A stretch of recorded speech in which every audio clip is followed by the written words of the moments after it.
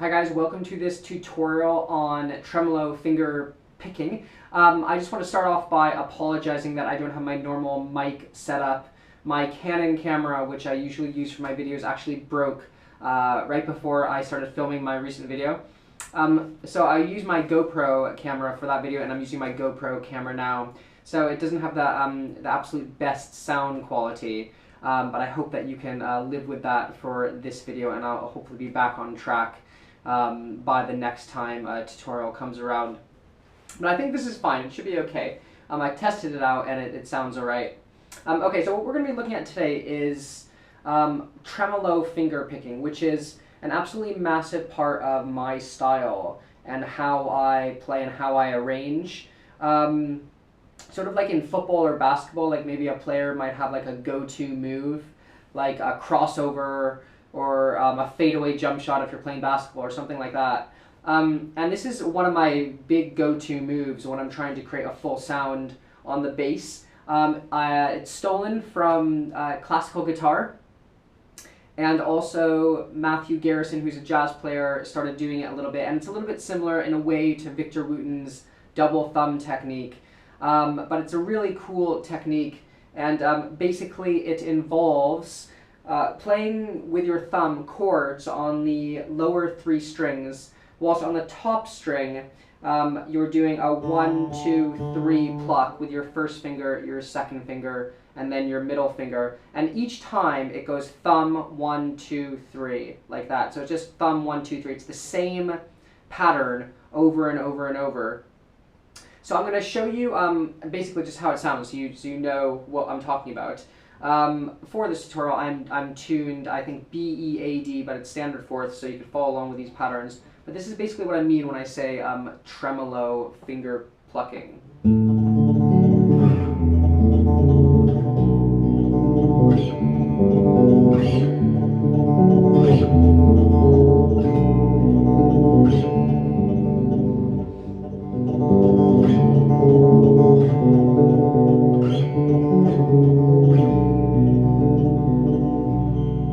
Okay, so it's like a nice way of creating a full sound, and you could have melody notes on the top and then chords underneath.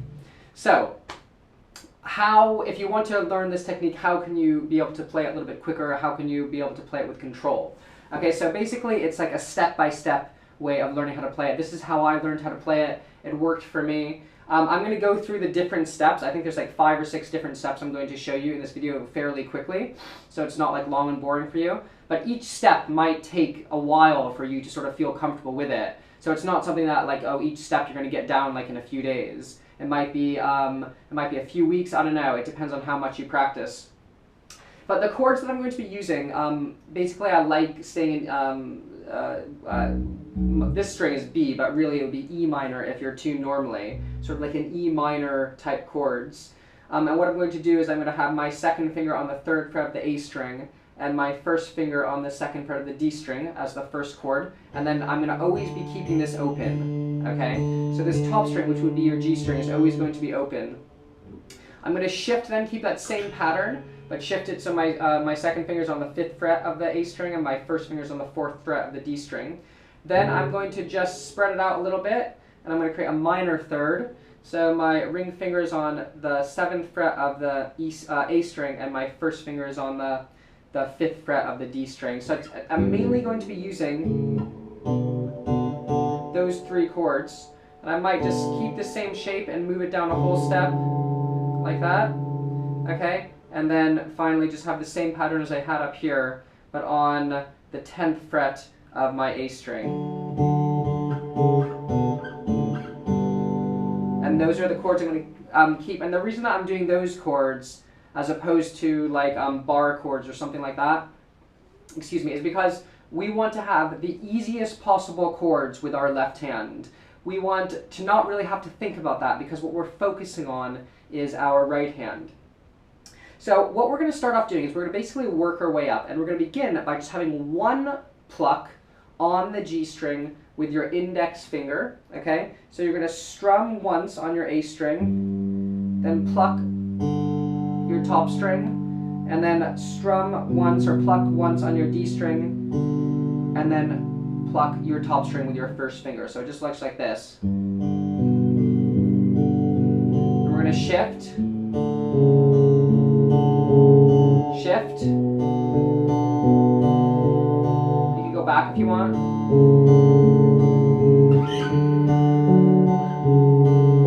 These are just the chords I showed at the beginning. And the pattern that you do does not matter. What matters is that you're focusing on the A, G, D, G, those strings.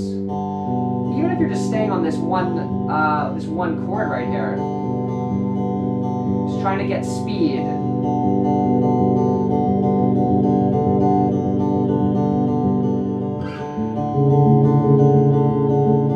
Then here you can actually pluck your lowest string as well.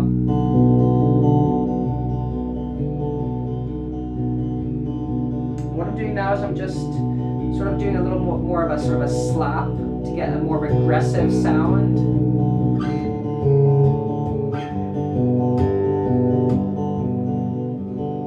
Okay, so that's like the first stage. It's just getting used to doing it with one finger, basically. Okay, so I'm sure you can guess what we're going to do next. It's going to graduate up, and we're now going to be using two fingers. So it's the same thing, so pluck on one string, but then pluck, pluck on the top string with your index and middle. So using your thumb on your A string, then pluck, pluck. Then the thumb on the D string, pluck, pluck.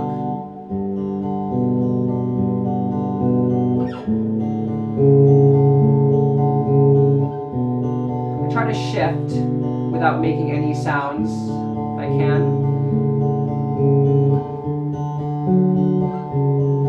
You don't need to worry about that now.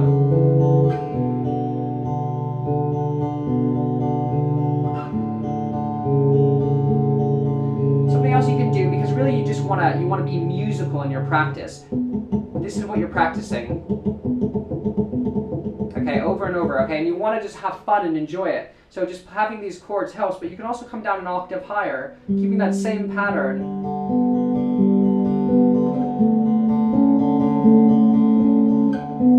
So it sounds pretty in your practice.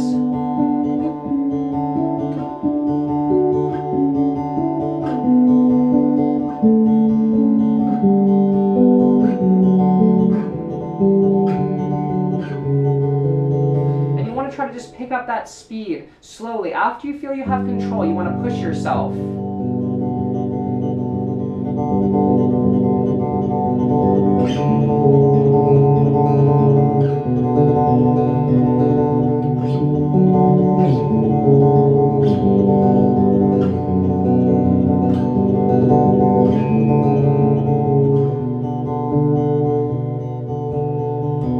We try that slapping a little bit.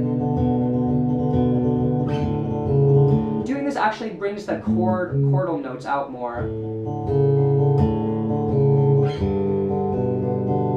Okay?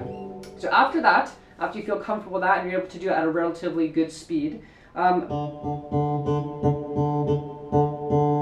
the big one, okay? The 1, 2, 3 on the top string.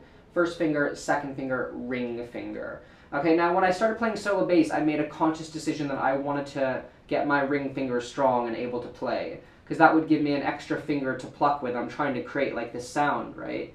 So something that you could do as well to strengthen your ring finger is that first exercise just with the ring finger.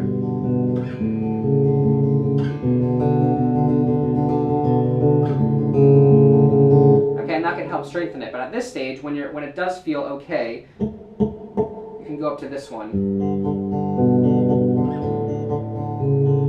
1, 2, 3, 4, 1, 2, 3, 4, 1, 2, 3, 4, 1, 2, 3, 4, 1, 2, 3, 4, 1, 2, 3, 4.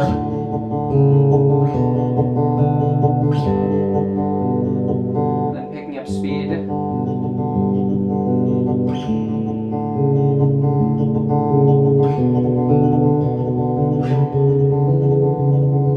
then going as fast as you can.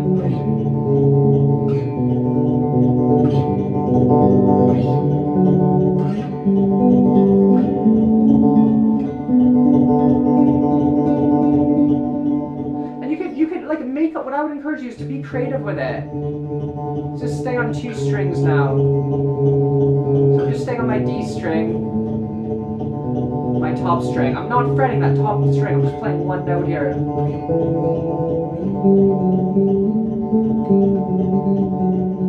can start doing... Let's try that, okay? Maybe just try that.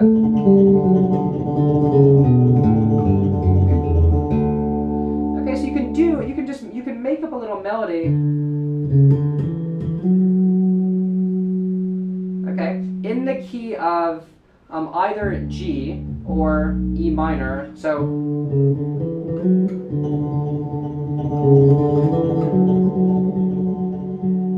okay, and you want to be plucking that with your thumb whilst you're on the top.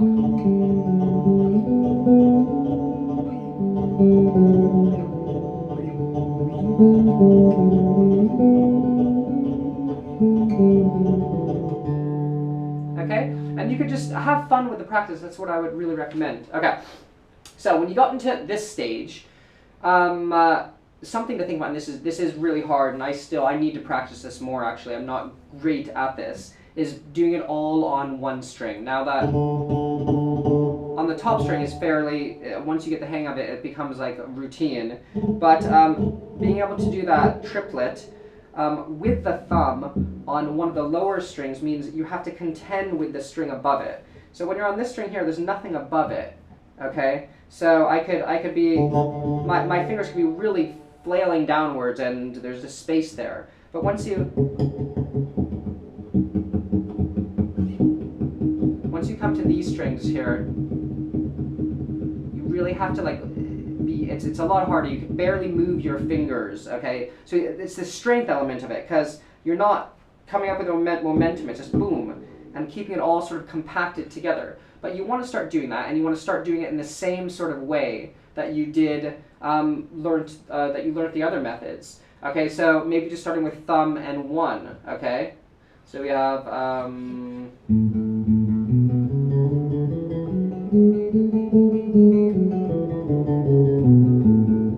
okay, so I'm just doing thumb and one, but I'm doing it all on one string. Now trying it with three, and three is hard too.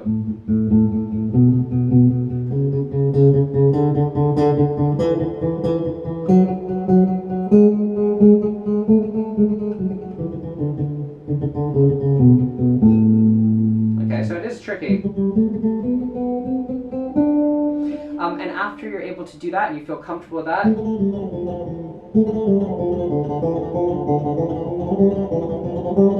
so much easier on this top string. But then once you go onto the D string,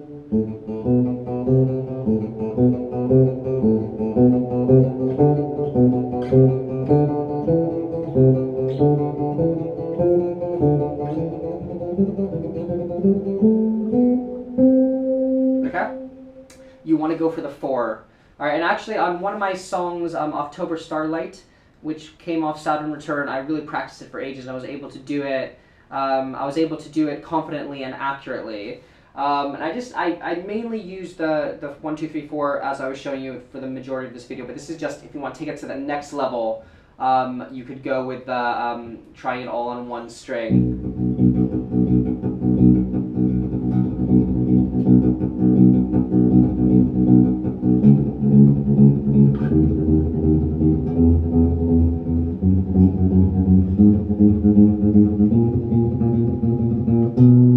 So you can get it. It's just it takes a lot of practice. But for solo bass, you know.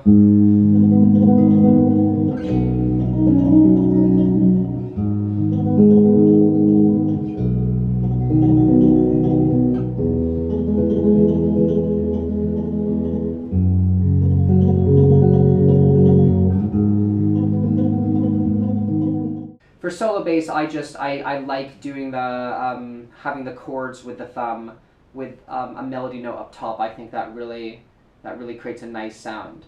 So I hope that you like this tutorial. I hope that you practice. You know, you can get it. You know, it's one of those things like have your bass, watching TV. You know, just muting it. Just 1, 2, 3, 4, 1, 2, 1, 2, 3, 4, 1, 2, 3, 4, 1, 2, 3, 4, or just you know, starting off 1, 2, 1, 2, 1, 2, then 1, 2, 3, 1, 2, 3, 1, 2, 3, 1, 2, 3. It is something, it's just muscle memory. So the more time you put in, 10 minutes a day, 5 minutes a day, you know, 15 minutes 2 or 3 times a week, you will get there. And then you'll have this cool technique that sounds awesome, I think, and will really add to your playing. So I really hope you enjoyed this tutorial. I hope that this sort of thing is the type of thing that you want to learn. So practice this until then, and I'll see you guys next time.